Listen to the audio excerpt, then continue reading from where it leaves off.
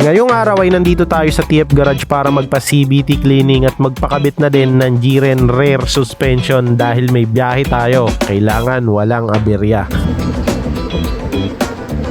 Lowered ba, no?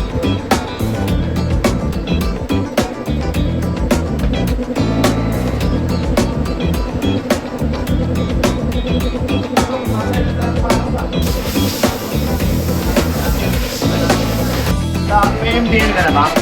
Ha? MDL.